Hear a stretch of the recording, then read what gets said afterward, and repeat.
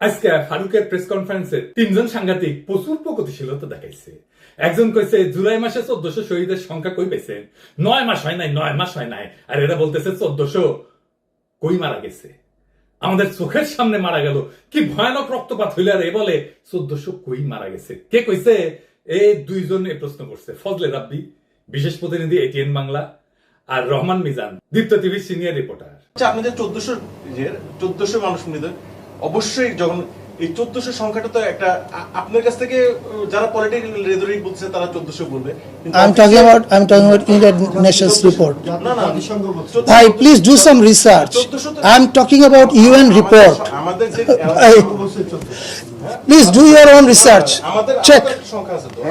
Man, please do your own research. Yeah. আপনি বললেন যে Well informed question with you, please. Yes. আপনি বললেন যে 1400 মানুষ যিনি খুন করেছেন। Right. এখন কথা হচ্ছে আপনি কিভাবে বুঝলেন যে একজন মানুষ 1400 মানুষকে খুন করেছে? এটা তো কোর্ট বলবে, কোর্ট ভার্ডিক্ট করবে। আপনি এরকম একটা বায়াস তুই কইছে জুলাই মাসে 1400 শহীদের কথা আপনি কইলেন কেন? এই সংখ্যা কোথায় পাইছেন এবং কোন যুক্তিতে আপনি হাসিনাকে খুনি কইতেছেন? আদালত তো এখনো রায় দেয়নি। আমরা কি আদালতের রায়ের আগে খুনি বলতে পারি? আসেন এই বিষয়টা বুঝে দেখি। বিচারের আগে খুনি বলা যাবে না, এটা অতি ভুল ধারণা। বিচারে খুনি বলা যাবে না, এটা ঠিক না। খুনের মামলা যখন হয়, মামলার বাদী আসামিরা খুনি বইলা দাবি করে বইলাই খুনের মামলাটা দেয়। কাউকে খুনি বইলা আপনি স্রেফ বাদী পক্ষ হইলেন, তার বেশি কিছু না। খুনি বইলা কেউ দাবি করতেছে বইলাই জাস্টিসের কথা আসে, বিচারের কথা আসে। বিচারে বেকসুর খালাস পেলেও বাদী খুনি কইতে পারে, আপিল করতে পারে, বিচারের ব্যাপারে প্রশ্ন তুলতে পারে, ইনসাফের কথা বলতে পারে। প্রশ্ন তুলতে পারে জন্যই আপিল করে, করতেও পারে। কিন্তু সরকার কি পারে? পারে। রাষ্ট্রের মুখ হিসাবে পারে। সরকার হইতেছে রাষ্ট্রের মুখ, কারণ রাষ্ট্র বাদী হইতে পারে, খুনের মামলা দিতে পারে, ট্রাইব্যুনাল তো তাই দিতেছে। রাষ্ট্রের মুখ হিসাবে সরকারের দাবি ঠিক কিনা এটা দেখবে আদালত। রাষ্ট্রের একটা অংশ সরকার, আদালতও আর একটা অংশ। আদালত সরকারের অধীন না, বরং সরকারও আদালতের বিচারের এখতিয়ারের ভিতরের জিনিস। রাষ্ট্র বাদীও হইতে পারে, বিবাদীও হইতে পারে। তাই হাসিনারে খুনের আসামি কইয়া রাষ্ট্র মামলা করার মানে হইল রাষ্ট্র তারে খুনি বইলা দাবি করতেছে, আদালত যেটা বিচার করবে, জাজমেন্ট দেবে। ফারুকি হাসিনারে খুনি দেখা বাদী পক্ষ হইছে। শহীদ পরিবার আর গাজীদের দাবিও তাই, রাষ্ট্রবাদী হবে, কারণ জনতার উপরে হামলা মানে তো খোদ রাষ্ট্রের উপরে হামলা। আর এই লোকটা বাসার চ্যানেল আয়ের সিনিয়র রিপোর্টার, এই লোক কইছে জাতীয় ঐক্য কিভাবে হবে যদি শোভাযাত্রা আপনার হাসিনার এফিসি রাখেন। তাহলে ফ্যাসিবাদের একটা মূর্তি যে ওখানে করলো, সেই বিষয়টাকে আপনি কিভাবে দেখছেন যে এটা কি ঐক্য হলো? কার সাথে ঐক্য? কারো ঐক্য না, সরি, আর বলছি যে মানে আমরা সুন্দর জায়গাতে গেলাম নাকি আরো অসুন্দরকে বেশি দিন দীর্ঘায়িত করবো? আচ্ছা, জাতীয় ঐক্যের পার্ট হাসিনা নাকি? হাসিনার দল কি জাতীয় ঐক্যের অংশ? না, ফ্যাসিস্টের সাথে ঐক্য হয় না। ফ্যাসিস্টকে কোনো স্পেস দেওয়া হয় না, দুনিয়া কোথাও দেওয়া হয় নাই, আমরাও দেব না। ফ্যাসিস্টরা আমাদের স্পেস দেবে, ওদের স্পেস দেবে। সকাল সন্ধ্যা বাস ঢুকামো, বাস খাড়া কইরা 2 বার। তো এটা আমার তো অশ্লীল জবাব। আমার ক্ষুদ্র ভাতার ভগ্নীদের জন্য একটু সুশীল জবাব দেয়া দিই। ফ্যাসিস্টদের স্পেস দেওয়া নিয়ে একটা দার্শনিক আলাপ করে দিই এর সাথে সাথে। এগুলা আলাপ অনেক আগে থেকে হয়ে আছে, নতুন করে বলা লাগতেছে, এটাই আশ্চর্যের কথা। ফ্যাসিবাদ গণতন্ত্রের সুযোগ নিয়ে গণতন্ত্রকে ধ্বংস করে। এরা গণতান্ত্রিক অধিকার যেমন মত প্রকাশের স্বাধীনতা, সংগঠনের স্বাধীনতা, এ সমস্ত ব্যবহার কইরা ক্ষমতায় ওঠে, তারপর সেসব স্বাধীনতাই নিষিদ্ধ করে দেয়। হিটলার মুসলিনী দুইজনই গণতন্ত্রের সুযোগ নিয়ে ক্ষমতা আসছিল, তারপরে গণতান্ত্রিক প্রতিষ্ঠান ধ্বংস করছে। তাই ফ্যাসিস্ট মতাদর্শকে সহনশীলতার নামে জায়গা দিলে তারা সেই সহনশীল ব্যবস্থাকে ধ্বংস করে দেয়। কার্ল পপারের একটা লেখা আছে প্যারাডক্স অফ টলারেন্স নামে, ওখানে লিখছে যাদের লক্ষ্যই হচ্ছে বাক স্বাধীনতা, গণতন্ত্র ধ্বংস করা, তাদের বাক স্বাধীনতার অধিকার নাই। সহনশীলতার একটা সীমা থাকতে হয়। কার্ল পপার বলছিলেন যদি আমরা অসহিষ্ণুতার প্রতি সীমাহীন সহনশীলতা দেখাই তাহলে সহনশীল সমাজই ধ্বংস হয়ে যাবে। অসহিষ্ণু মতাদর্শকে বরদাস্ত করা মানে শেষে সহনশীলতার জায়গাটা নষ্ট হবে। উনি ইংরেজিতে কইছিলেন unlimited tolerance must lead to the disappearance of tolerance. ইংরেজি যেহেতু কইছে ঠিকই গেছে, তাই না? কার্ল পপার আরো কইছে সহনশীল সমাজ টিকে থাকতে চাইলে অসহিষ্ণুতার প্রতি অসহিষ্ণু হইতে হবে। ফ্যাসিস্টদের সাথে খোলা বিতর্ক করলে তারা মুক্ত সমাজের নীতিকে নিজেদের স্বার্থে ব্যবহার করে। উনি ইংরেজিতে কইছেন if you extend unlimited tolerance even to those who are intolerant, if we are not prepared to defend a tolerant society against the onslaught of the intolerant, then the tolerant will be destroyed and the tolerance with them. তার মানে ফ্যাসিস্টদের মত প্রকাশের স্বাধীনতা বলে জায়গা দিলে সেই জায়গা ব্যবহার করে সহিষ্ণুতাকেই শেষ করবে। তাই সক্রিয়ভাবে প্রতিরোধ করাটাই ইনসাফ। ঘৃণার রাজনীতিকে কথা বলার মঞ্চ দেওয়া মানে ঘৃণাকে সামাজিক স্বীকৃতি দেওয়া। এটা তো আমরা করব না।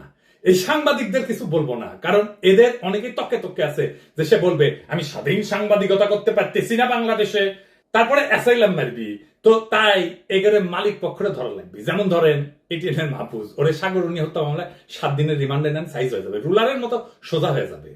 এখন পুলিশেরা কবি দাদা হামরে নাই পছন্দ করে না, তাই বলে শাস্তি দিবেন। ওই আশা যদি গান গাওয়া শুরু করে তাহলে তো আমরা গেছি।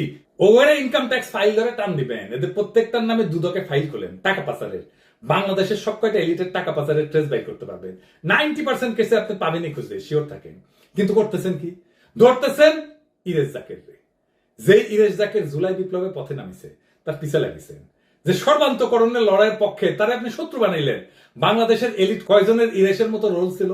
হাসিনা না পালাইলে ইরেশের এশিয়াটিক বন্ধ করে দিত, ইরেশকে জেলে পড়তো, আর তার নামে হত্যা মামলা দিলেন। যেই সমস্ত সাংস্কৃতিক কর্মী জুলাই ভয় উপেক্ষা করে মাঠে নামছে, তাদের কাউকে ডিস্টার্ব দিবেন না, ওরা আমাদের ভাই। এইটারে আমার রিকোয়েস্ট বলতে পারেন, এখন রিকোয়েস্ট করলাম। কিন্তু আমি যদি টের পাই কোনো দূরভিসন দিয়ে আছে এর পিছনে, তাহলে বলে খায়া ফেলবো তারে। আপনি এশিয়াটিকের বিরুদ্ধে তদন্ত করেন, এমনকি দেশের বিরুদ্ধে তদন্ত করেন, কোনো অসুবিধা নাই। অপরাধ হয়ে পাইলে বিচার করেন, কেউ বাধা দিবে না। কিন্তু ধরতক্তা মার পেরেক করে প্রতিষ্ঠান ধ্বংস করবেন, এটা মানা হবে না। ভুয়া মামলা দেবেন, মানা হবে না। আসাদুজ্জামান নূর এশিয়াটিকের কেউ না। এই কালচারাল এরিয়াতে যারা আছে তারা সবাই আসাদুজ্জামান নূর না, তার কোনো শেয়ারও নাই এখন এশিয়াটিকে। কিন্তু এই কালচারাল দুনিয়ায় ফ্যাসিবাদের সাথে অনেকে সংশ্লিষ্ট ছিল বলে অনেকের অভিযোগ আছে। এই কালচারাল দুনিয়া ফ্যাসিবাদ ইস্যুকে কিভাবে ডিল করবেন আসেন এটা একটু আলাপ করে নি।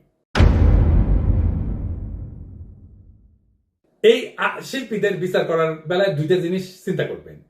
শুরুতে একটা ডিসিশন নিতে হবে যে সে অ্যাক্টিভলি ফ্যাসিজমে সওয়ার না হইলে, ফ্যাসিজমের পক্ষে, খুনের পক্ষে নিজের ইমেজ ইউজ না করলে তাদের বেনিফিট অফ ডাউট দিতে হবে। তো এখন কইতে পারেন যে তাকে বেনিফিট অফ ডাউট কেন দিতে হবে? কারণটা হইতেছে তারা তো আসলে কোনো পলিটিক্যাল হিস্ট্রিক্যাল চিন্তা পয়দা করে না, তারা চিন্তার গ্রাহক। তাদেরকে হিরো পর্দায় দেখেন, কিন্তু আসলে তো তারা হিরো না। সমাজের মিডিয়ায় যে ডমিনেন্ট চিন্তা, সেই চিন্তার তদারকির মধ্যে আর্ট কালচার করে তারা। এখন পুরো হাসিনার আমলে যেহেতু মিডিয়ার ন্যারেটিভ পুরোটাই হাসিনা বাকশালের দখলে ছিল, তাই আর্টিস্টরা, শিল্পীরা বাই ডিফল্ট এইসব চিন্তা খাইছে। মতি মাহফুজগঞ্জ যে চিন্তা ডেলিভারি দিছে, সেটা তারা বাই ডিফল্ট স্ট্যান্ডার্ড চিন্তা ধরে নিছে। এটা আলবৎ ভুল, কিন্তু আর্টিস্টরা তাদের পেশার কারণে এই লিমিটেশনের মধ্যে থাকে। আমি আপনি এখানে বলিউডের ইয়ে দেখেন, অমিতাভ বচ্চন, সে কি? সে তো কংগ্রেসের এমপি ছিল, তাই না? সে রাজীব গান্ধীর বন্ধু জিগরি দোস্ত ছিল, সে বিজেপি হয়ে গেছে।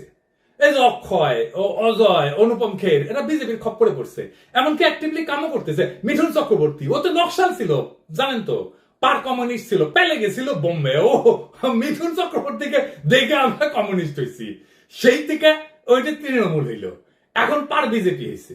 ফলে এটা ডমিনেন্ট মিডিয়া ন্যারেটিভের মামলা। সেই ন্যারেটিভের গ্রাহক হওয়াটা ক্রাইম না। আমাদের মন খারাপ হবে এতে, কারণ আমরা তো তাদেরকে নায়ক দেখে অভ্যস্ত, নায়ক ভেবে অভ্যস্ত। তারা পর্দায় ঢিসুম ঢিসুম ঢিসুম ঢিসুম করে, এরে ওরে ফেলা, এরে ওরে মারে, প্রচুর বিপ্লবী কথাবার্তা বলে, কিন্তু তাদের নায়ক না রে ভাই। তাদেরকে নায়ক বানানো হয়, তাদের পর্দার চিত্র। আসল মানুষ তো এটা না। আসল মানুষ তো আবু সাইদের মতো নায়ক। ওরাই মাথায় রেখে চিন্তায় দুর্বল, এটা মনে রাখতে হবে সবসময়। ওইদিকে ওদের তো কাম করে খাইতে হয়, এটাই তাদের পেশা। এখন সমস্ত পয়সা যদি এই ফ্যাসিজমের কামে খরচা হয়, তাহলে আর কোনো কামের অপশন যদি না থাকে, তখন তাদের খাইয়া পয়রা বাঁচতে হলে ফ্যাসিজমের আর্ট কালচার করে ভাড়া কাটতে হবে। তো উপায় থাকে না, তো বাস্তবমুখী হইতে হবে তোরে ভাই। আক্কেল দিয়ে চিন্তা করতে হবে, তো হৃদয় দিয়ে চিন্তা করতে হবে। তো এরকম শিল্পীদের মতো অ্যাটফার্মও একই সিচুয়েশনে থাকে। তাই আমাদের বিচার করতে হবে অ্যাক্টিভলি কি কি করছে তারা। কাজ কামের বেলায় তারা ভাড়াটে মাত্র। ডমিনেন্ট ন্যারেটিভ আমরা পাল্টাই, তখন ওরাও এই ডমিনেন্ট ন্যারেটিভের ভাড়াটে হবে। আপনি আলী জাকের, সারা জাকের, আসাদুজ্জামান নূর পছন্দ করলে ইরেশ ডিফারেন্ট। তার কারণ ইরেশ অনেক বেশি বাংলাদেশি। কলকাতার সাথে যে আমাদের লিঙ্গুইস্টিক ফাইট, ইরেশ আমাদের পক্ষে। ও ঢাকাইয়া, ওর বাপ মা ইভেন আসাদুজ্জামান নূরের চাইতে অন্য লাইনে। ইরেশ জাকের শাওন না। আমাদের ইরেশ আর শাওনের মধ্যে তফাৎ করতে পারতে হবে। এইবার আসেন ফাইনাল আলাপে, যেটা ভয়ঙ্কর ভাবে আমাদের সবাইকে ফাঁসির দড়িতে ঝুলাইতে পারে, সেটা কি? আপনারা দেখতেছেন যে পুলিশ হত্যা ইস্যুটা, এটা হাসিনা বলতেছে, গোলাম মাওলা রনি বলতেছে, নবনীতা বলতেছে, পুরো আওয়ামী ফ্যামিলি বলতেছে। শুনেন হাসিনা কি বলে। তারা বলছে আওয়ামী লীগ আর কি ধ্বংস হয়ে যাবে, আওয়ামী লীগ ভেসে আসেনি। আওয়ামী লীগ কারো পরগাছা না, আওয়ামী লীগের শিকড় অনেক বেশি শক্তিশালী। এই মাটি মানুষের জন্য আওয়ামী লীগ সৃষ্টি, ছাত্রলীগ লাশ পেল, সরকার পড়ে যাবে এই থিওরিতে। এই হত্যাকাণ্ড আমরা ঘটাইনি। খুনি ইনুসের বিচার করতে হবে। আমাদের হাজার হাজার মানুষ হত্যা করেছে, পুলিশ হত্যা করেছে, তার বিচার একদিন ইনশাল্লাহ হবে। এই পুলিশ হত্যার মামলার বিষয়টাকে পাত্তা দিতে হবে, এটাকে সিরিয়াসলি নিতে হবে, হালকাভাবে উড়াই দিতে চলবে না। কারণ এই প্রশ্নটা জুলাই বিপ্লবের আইনি ভিত্তি নিয়ে, এটা ফয়সালা করাটা খুব জরুরি। আর ফয়সালা করতে গেলে আওয়ামী লীগের লিগাল স্ট্যাটাসে মুখোমুখি আসবে সরাসরি। এই প্রশ্ন ফয়সালা করতে দিতে চায় না কারা? চেনে এনেদেরকে। এরা হইল 5 থেকে 8 আগস্টের 72 ঘন্টায় জন্মানো এই যে সেটেলমেন্ট, এলিট সেটেলমেন্ট হইল এরা। এদের নাম হইতেছে ডিপ স্টেট, ছদ্মবেশী ব্যুরোক্রেট, সাংস্কৃতিক গডফাদার, মিডিয়া ব্যবসায়ী, হাসিনার অলিগার, আর্মি। কিন্তু কেন তারা ভয় পায় ফয়সালাকে? এই ফয়সালা মানে হইল মুজিবের গড়া মিথ ধরা পড়ে যাবে, বাঙালি জাতীয়তাবাদের গল্প ফাঁস হয়ে যাবে, ভারতীয় মহাসাগরের তীরের খেলাঘরও ভেঙে যাবে। আরো আছে, পুলিশ খুনের মামলা ঝুলাই রাখতে চায় তারা, যেন ভবিষ্যতের বদলা নেওয়ার জন্য একটা স্থায়ী অস্ত্র বানায় রাখা যায়। জুলাই বিপ্লবের বিপরীতে 15 আগস্ট কায়দায় একটা জাতীয় ট্র্যাজেডি বানিয়ে ফেলা যায়, সবাইকে ম্যানিপুলেট করা যায়, জীবনভর ব্ল্যাকমেইল করা যায়।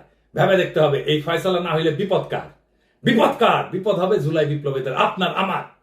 বেনামি মামলা ইতিহাসে শিয়াল কুকুরের মতো ঘুরতে থাকবে। কখন কে কার শিকারে পরিণত হবে কে জানে, কতদিন আর রক্ষা করা সম্ভব?